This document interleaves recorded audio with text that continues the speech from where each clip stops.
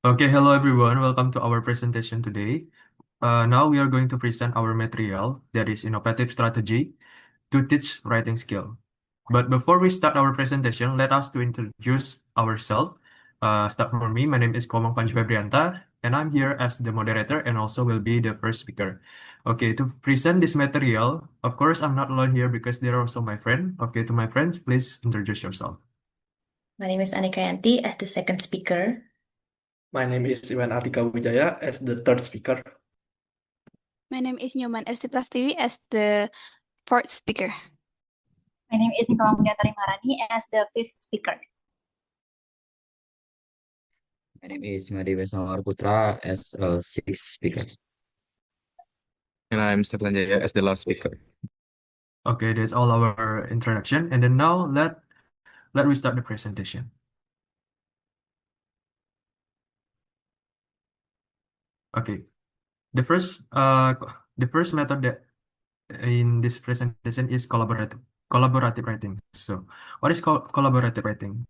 Collaborative writing is a teaching method where a student work in a group or pair and have a discussion, share ideas, write and revise their writing together to produce better result. Okay, in this method there are 7 syntax. The first one is brainstorming. That is group of students are asked to discuss and list ideas for their writing. And then the second one is conceptualizing. That is selecting ideas that have previously been listed with the group and for formulating ideas, goal, and writing structure together to unify the direction of writing.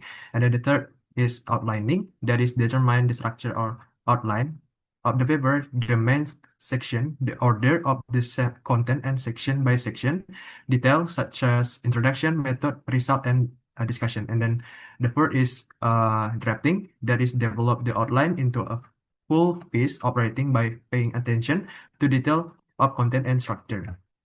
And then the fifth is reviewing. That is all team member read the draft and provide oral or written feedback or the co-created writing.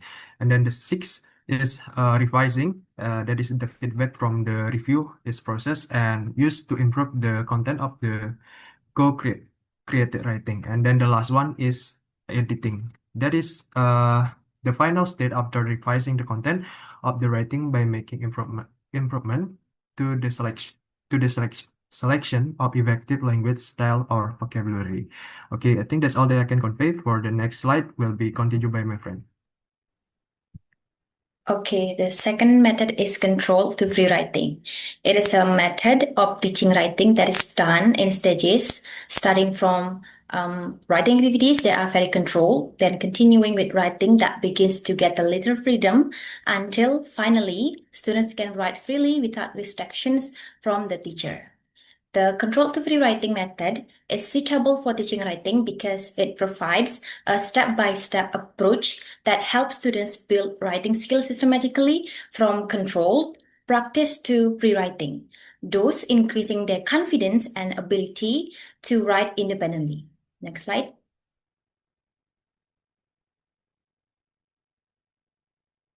Okay, this method consists of 3 main stages. The first is controlled writing. Students write based on patterns or examples given by the teacher. The primary focus is on correct grammar and sentence structure. For examples like filling in the blanks, copying sentence patterns, and composing random sentences. The second is guided writing. Students start writing with the help of a guide, such as an outline or guiding questions. They begin to develop the content of their writing, but still within certain limits. For examples like writing a paragraph from an outline or writing a story based on guiding questions. And the last or the third is pre-writing.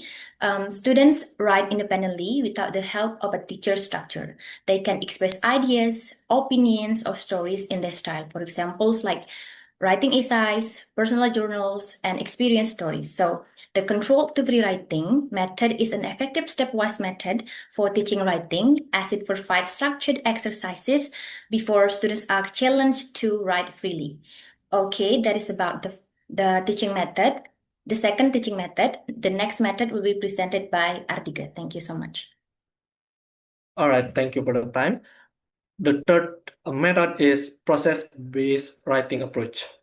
The process-based writing approach is a way of teaching writing that sees writing as a step-by-step or a process. Instead of asking students to immediately produce a perfect text, we help them to think of ideas first, write a first draft, improve the content, fix the grammar or spelling, and finally share the final version.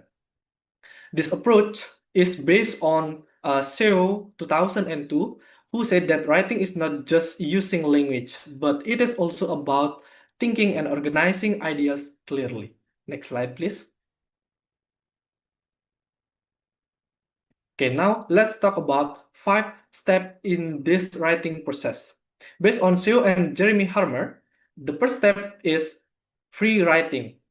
In this step, students think of ideas.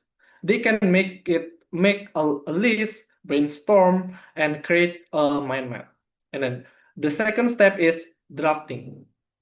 In this step, students write their first version. Students don't need to worry about their grammar. Just write down the idea. Next, the third step is revising. This is the time to improve the content. Students can add more details, change the order, or make their writing clearer. The fourth step is editing. Now, students can fix the grammar, spelling, and word choices. The last step is publishing. Finally, students can share their writing with the class or with the teacher.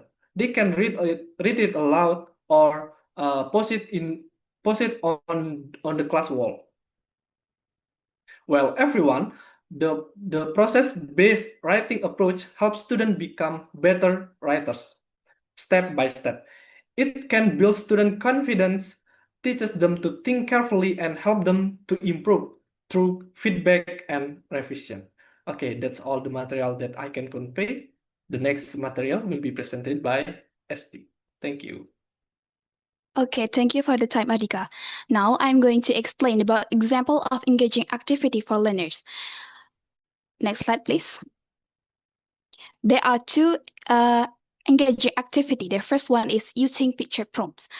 Engaging activity using pictures utilize picture as a stimulus to help students imagine writing sentence or paragraphs that are coherent. Example of this activity can be an alternative to learning to write, so the learning is not boring. Next slide, please. Okay, this activity will be conducted through 4 steps, such as the first one, teacher showed 2 or 3 pictures that are related to each other. The second one is students are asked to list vocabulary that comes to mind according to the picture. The third one is students do free writing or write whatever comes to mind. Do not mind if there grammar error or incoherence. The fourth one is after writing the draft paragraph, students check and rewrite the previous paragraph to ensure it is grammatically correct and coherent. This activity can train students' confidence in writing because it invites students to write sentence or paragraph according to their abilities. The last step teach students how to make a sentence or paragraph to coherent. Next slide, please. Okay, this is an example of creative writing using picture prompts. There are 2 pictures. The first one is bicycle and the second one school. And then the example that can we make from these pictures, like Budi ride a bicycle to the school. Okay, I think that's all from me. The next material will be presented by Widya. Okay, thank you, ST. Now I would like to present the second engaging activity, which is named Creative Writing with Emojis. Creative Writing with Emojis is a fun and simple writing activity.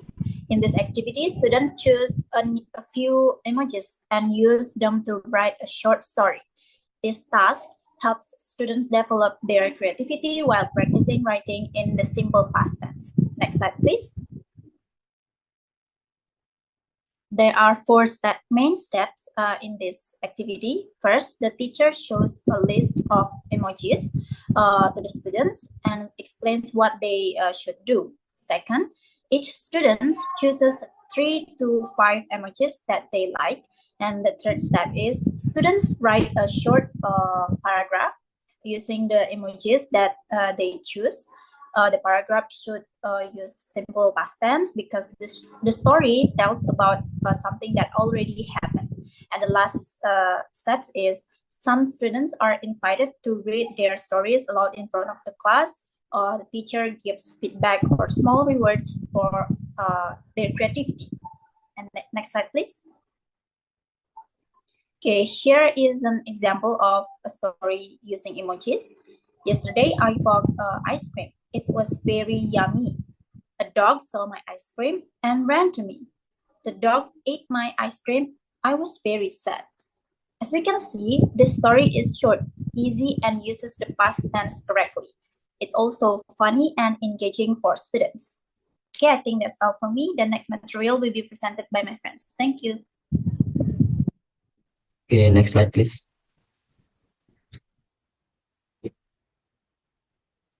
Okay, now we talk about the assessment. The first one is the peer assessment. The peer assessment is in writing for student review and provide feedback on each other work in using structured guidelines. This method not only improve writing skill but also foster critical thinking, self-reflection, and collaborative learning environment. Peer assessment on writing and grades and the tests have shown positive formative effect on student achievement and attitude. The effects are as good or better than effect of the teacher assessment. Is as a yet more limited, so the computer assists peer assessment in emerging grow area, and then it is the important factor in successful implementation are summarized and recommendation for future research and practice are made. Okay, next slide.